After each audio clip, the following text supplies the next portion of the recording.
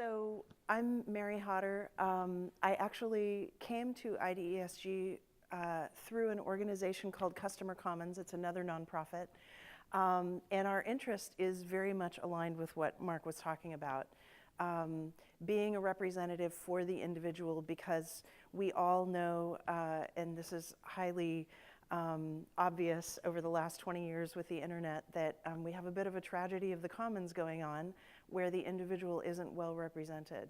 So my interest in IDESG stemmed from that, and but I've gotten very involved in IDESG. So I am the vice president and the board of directors with Sal, who is our president, and Mark, who is our treasurer. We just had leadership elections, so I just had to check that. I'm also the chair of the User Experience Committee. We were instrumental in creating the usability requirements that are on this form, or this checklist on the back, and I'm going to kind of go through those. I did want to add just a statement about the committee work. So committee as a term may sound a bit boring, or like we sit around in meetings and, I don't know, do nothing. We actually were incredibly active in actually producing work, in producing these requirements. So I would encourage you, if you're interested, to come and take a look at what we do, because the meetings are active. I also sat in on the privacy committee's work around the requirements, and they worked like we worked, which was pretty hard to make sure that every word of the requirements and the supplemental guidance really fit what the mission was, which was to invoke the NSTIC principles and to do, as Mark said, which was really to represent ultimately the individual, so that companies and providers of identity services would really have a good framework for understanding how to do better. Obviously, what we do online these days is fraught with problems, and so we wanted to actually lay out in the words and diagrams that we created what it is that, you know, how to do better, to really show that. So I will leave that flyer. I hope everybody got one of these. There's a little bit of marketing information on the front about what we do, but on the back it actually lists all of the titles of the requirements in the framework. So the Identity Ecosystem Framework, IDEF, we have created what we call the IDEF Registry. It's at idef.org. You're all welcome, of course, and we would love to have you go there and check it out. This is what you're going to see. You can see, let me find my pointer. You can see up here at the top, there's navigation. There are instructions. There's attestation information. There's the registry, which I'll show you a screenshot of. There are requirements, right? Those are these things right here. Each full requirement statement is there, and also supplemental guidance and some other background information. And then, of course, like every website, we have FAQ. So we answer questions, but we also want to be high touch. So we've developed a concierge system, which I'll explain in a little bit further in the presentation, to answer questions. So anybody who is coming in either just to find out more information or actually who wants to go through the attestation process, we actually want to help in a more personal way than that. But you're welcome to use that navigation to find out as much as you would like to know. So, and down here at the bottom, you can see here we have a 4-step process. So, so this is basically what you're going to encounter. The first thing that you'll do, and to Sal's point earlier in our presentations, he talked about the roles. Those map to the 5 areas that he discussed. So the first thing you would do if you were going to look into attesting is you would try to map what your identity products do to the 5 categories that we've laid out. So registration, authentication, credentialing, authorization, and transaction intermediation. And the point of this is to actually, you know, look at how you do what you're doing, right? So you may be in the business of providing attribute controls and attribute verification. and maybe doing token binding and attribute binding. And you might say, okay, I do registration and credentialing when you're looking at this. What our concierge would do and what the system will do is actually give you a subset of the requirements that map to those functions. And the reason for that is that we don't want you to have to fill out a lot of questions or answer not applicable to a lot of things that don't apply to you. So we're trying to get, map what we're doing back as you map your service to our categories. So why does this matter? First of all, I wanted to inject a bit of levity into our presentations today. We're all very focused on the IDEF, the Identity Ecosystem Framework. Well, Salvador Kitty thinks that it matters because it will help you and help us figure out how to answer the questions properly so that you can be as transparent as possible and present to your customers, who may be other companies, but also the end user, how you're doing against these requirements. So, all right, back to the framework. So the second step in the process is to perform the self-assessment. So basically, as you've been hearing, we mapped our requirements and supplemental guidance to the NSTIC principles. And I wanted to I know that the other guys have talked about it, but I wanted to go through them again because this looks like an incredibly easy list of things to map to a set of requirements. Our committee has actually worked really hard for well over a year to make sure that the language, that every word in the requirements and the supplemental guidance was useful and clear and communicated what we were trying to get at. We may not have succeeded. We're actually here partly to get feedback, so we're very much open to that. And as you take a look at the requirements, we hope that if you do have feedback that you will communicate that to us. But what we tried to do was create requirements that map back to these, cost-effective and easy to use. As the chair of the User Experience Committee, I really care about that. I want our requirements and the requirements themselves to communicate an easy-to-use framework. Secure and resilient, the Security Committee was very focused on that. Privacy enhancing and voluntary. I think all of us cared about that. And then, of course, we wanted the requirements and generally the products and services that are attesting to these requirements to be interoperable. That's actually a really tough list of things to get at. And of course, here's the list. So when the groups worked on usability, security, and privacy requirements, we actually realized that there were a number of things where there was a lot of overlap. You want it to be easy to use and secure, and you want it to have elements of privacy. So we came up with this list of interoperable requirements, like dealing with things like third-party authentication and standardized data exchanges. There are elements of all three areas that map to that particular issue, and so we all worked on the interoperable requirements.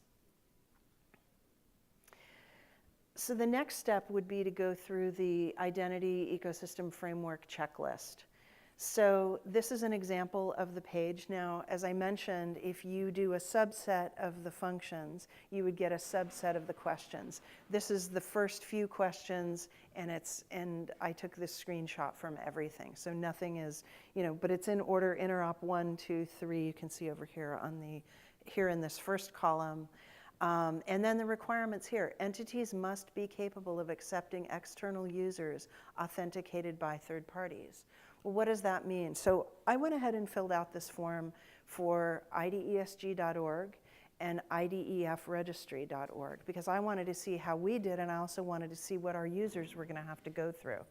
So you can see over here, linked to supplemental guidance. So that's the background information, and they're quite broad and full. And so, definitely recommend that if you have any question about what is here in the requirement, that you go here to look for backup. There's reference links, there's all kinds of information. And then you can see here what it applies to. So in this case, Interop 1 applies to authentication. And then we have these four columns here and then comments. So when I filled this out for us, first of all, the G stands for IDESG. So I needed some kind of a symbol to communicate that I was applying this to our main website, and then R for the registry website. So basically, we fully implement, and it's up here, FI, maybe a little bit difficult to see from back there, but the codes are up here at the top, fully implemented, implementation underway, under consideration, or not applicable, or not under consideration. So that's what the 4 columns map to. So we fully implement Interop 1. We accept third-party authentication as a relying party in both of our websites. So you can see here I put "we are a relying party" over in comments. For Interop number 2, for example, entities who issue credentials and assertions must issue them using content and methods that are capable of being consumed for multiple purposes and multiple recipients. Well, this doesn't apply to us. Like I said, I didn't put us into the category that we specifically map to because I wanted to go through the entire questionnaire. But you can see here that, you know, there are a couple of these requirements here in the first tranche that, that didn't really apply for what we're doing as a relying party. So I just went through the process and filled everything out. And so what happens? Do you fail if you don't? No, you don't fail. There's no failing. What happens is, and I'll go through this, I'm going to show the results of, we have in the registry, that was one of the navigation options. You can go ahead and take a look at what other companies have done, and you can look, you know, I'll show you how we mapped out against the overall set of questions.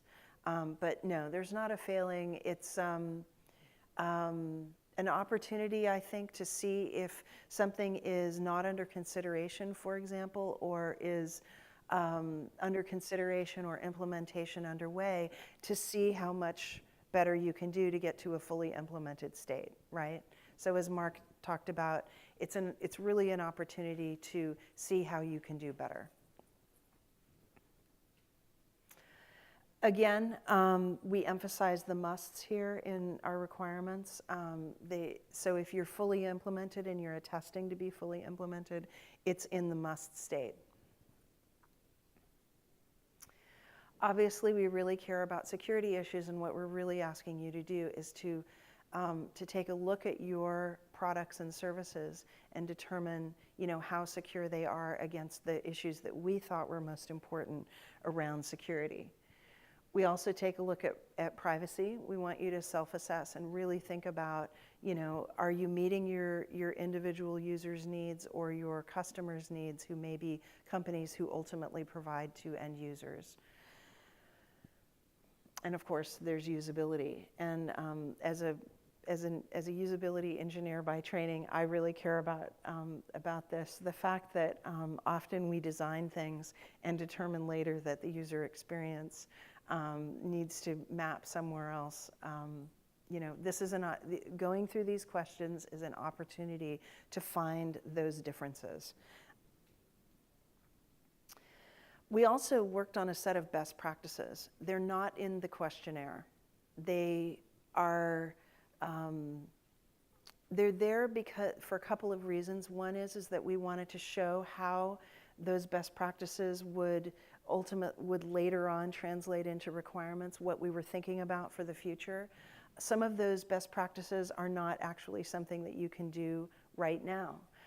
But they're the kinds of things that we wanted to alert our community to think about. So you can see right here, there's a best practice for machine washing and tumble dry, and then there's a worst practice, drag through the mud, drag through a puddle behind the car and blow dry on the roof rack of your car. Obviously, nobody wants to have the worst results. So anyway, but we didn't feel that all of the best practices were ones that that folks could implement right now. So for example, portability, there are not standards for portability that are easy to implement.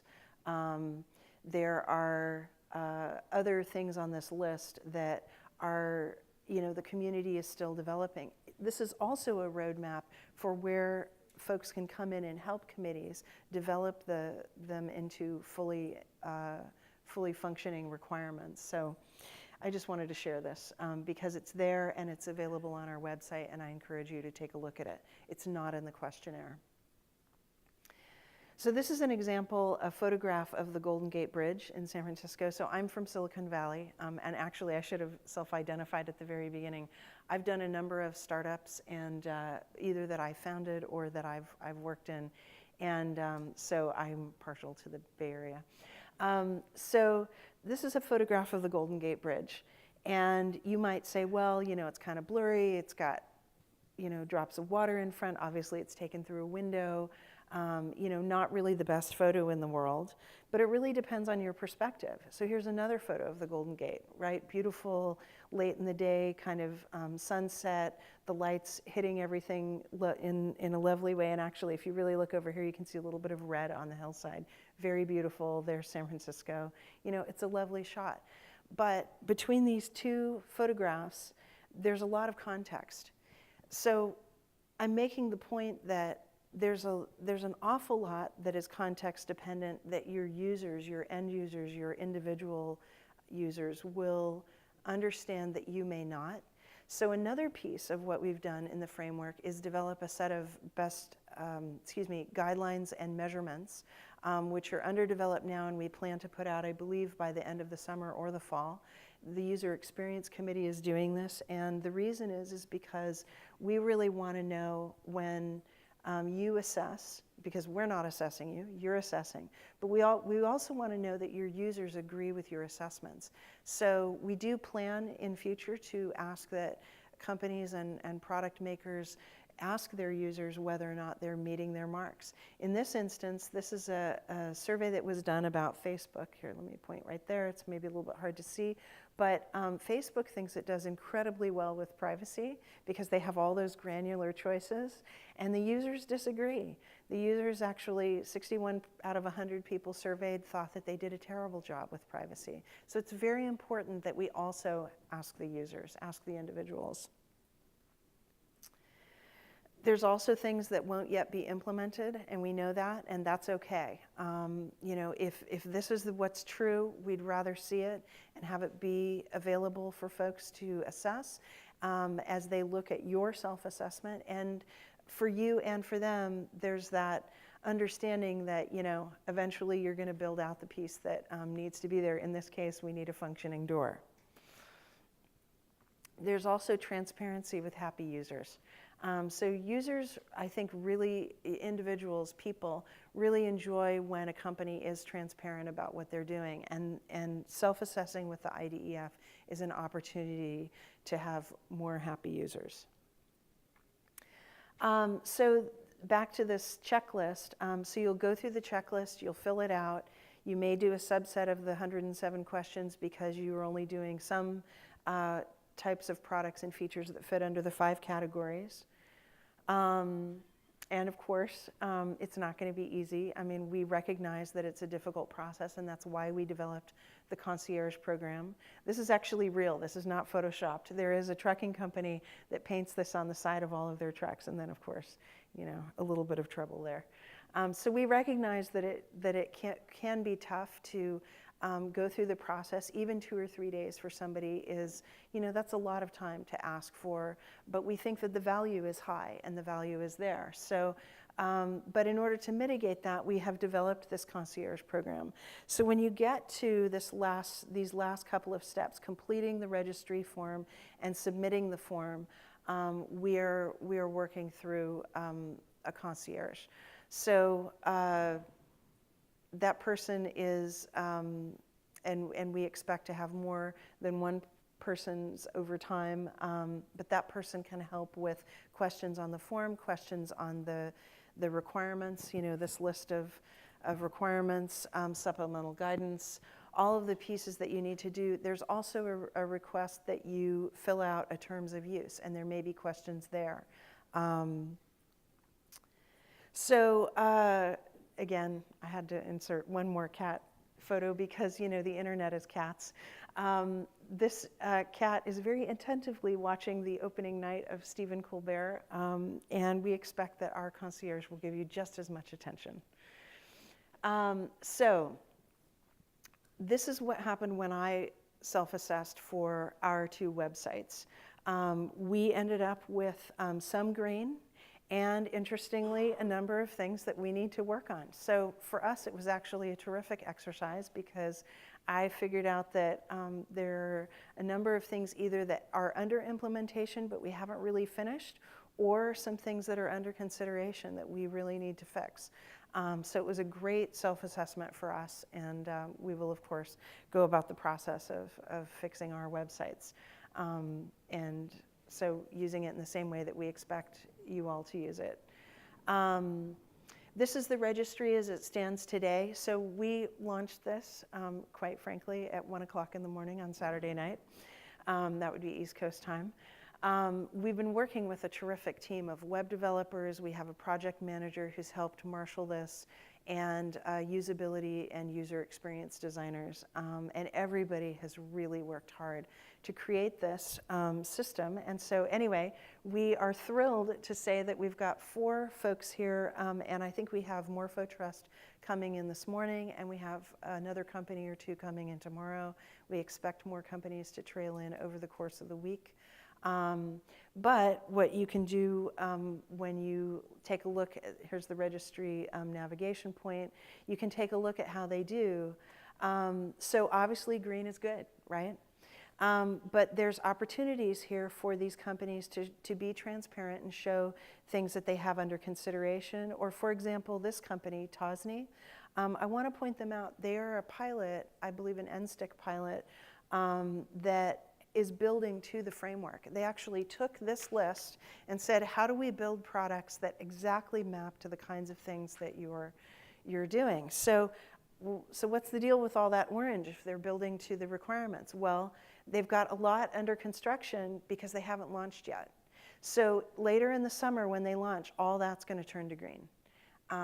But this is where they are right now, being transparent. This is what's true.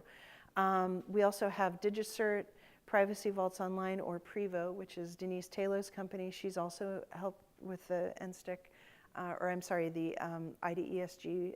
She's on our board. And then we have University of Maryland, which, as you can see, has done very well with lots of green. So we're thrilled that these folks came in. We would like to encourage you all to take a look and consider coming in to the registry. And these are linkable here. These are clickable, and you can go in and take a look at the specific answers. So the NSTIC magic, it's better than coffee. We think that this is a way, as Mark said, as he really emphasized, we think that this is a way to do the right thing. Everybody loves coffee, right? So you all get the point that this is a very good thing. So what do you do when you're done self-attesting and we've posted you to the registry? You celebrate because you've done a really great job. We'll celebrate with you. We'll help promote you. You can promote yourselves by posting this IDEF registered piece on your website with a link back to your self-attestation. And we also will talk up those who've registered and promote the good actors in the identity ecosystem who have gone through and done the work to get here. So that's it. Questions?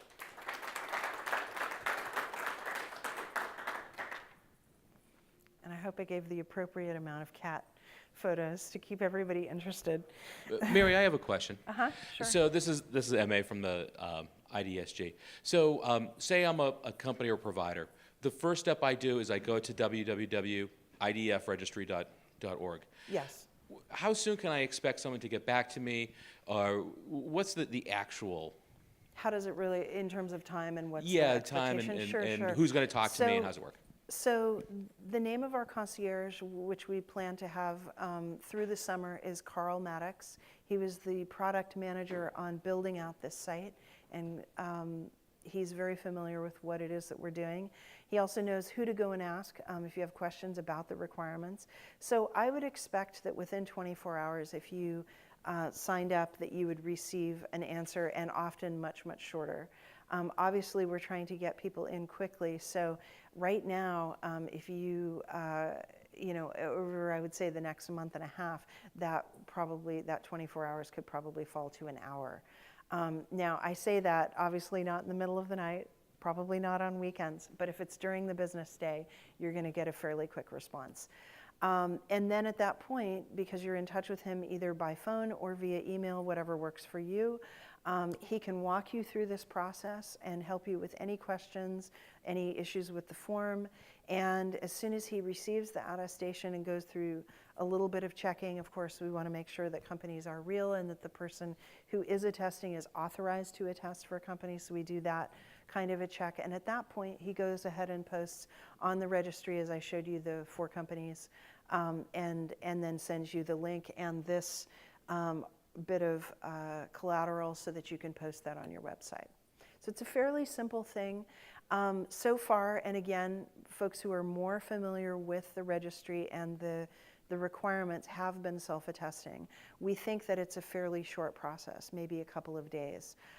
If you need to go to a number, if you're at a large company and you've got a lot of different departments, so you need to go to your legal department to check with the TOU and attestation generally, and you need to go to product and engineering, and you need to talk with your usability team, and maybe other folks who have touched what you're doing in some way, then we anticipate that that process could be longer. But it's very much up to you in terms of how much you want to expose it to folks in your company and then come back and do the attestation.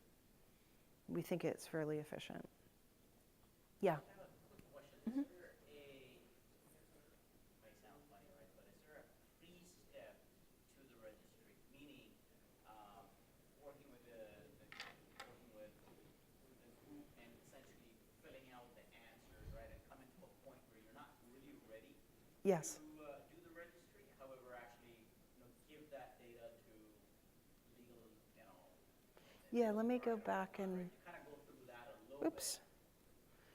Yeah, so this form is something that either Carl can give to you, any of us, obviously, if you ask us, or you can go to the site and grab it. And we expect that companies will probably take this, print it, because they're going to have to share it. And it may be just print to PDF where they can email it around, or actually print it on paper, which is just fine, and go through the process of obtaining the answers. You may need to go to a security team for the security set of answers, and you may need to go to a usability group for the other set, or product manager.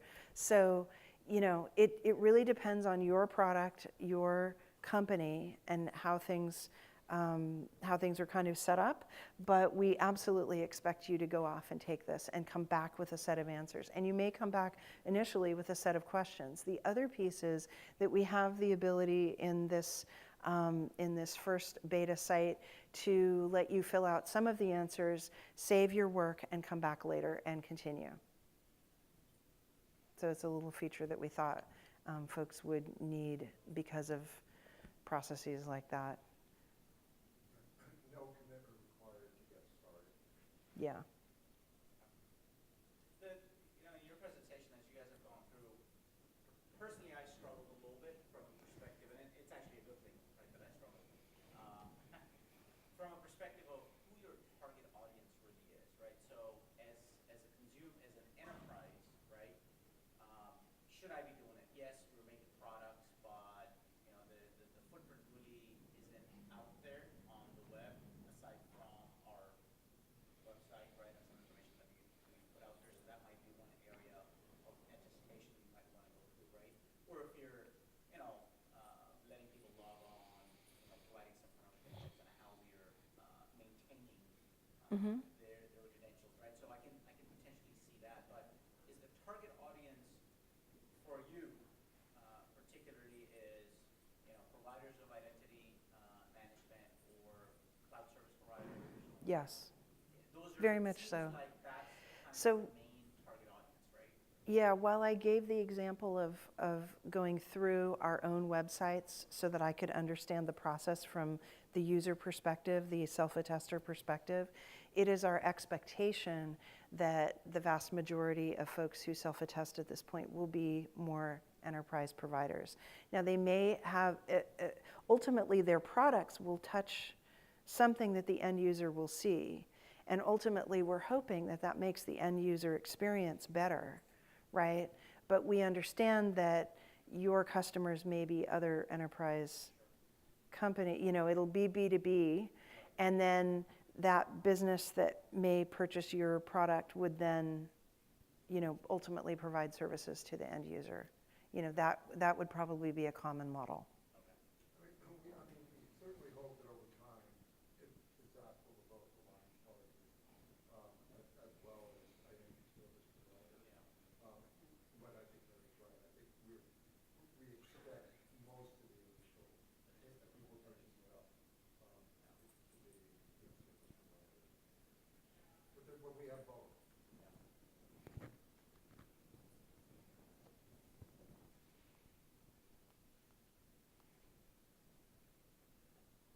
Whoops.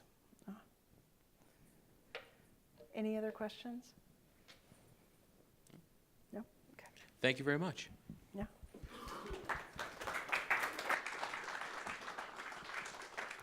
Thank you, Mary. That was fantastic.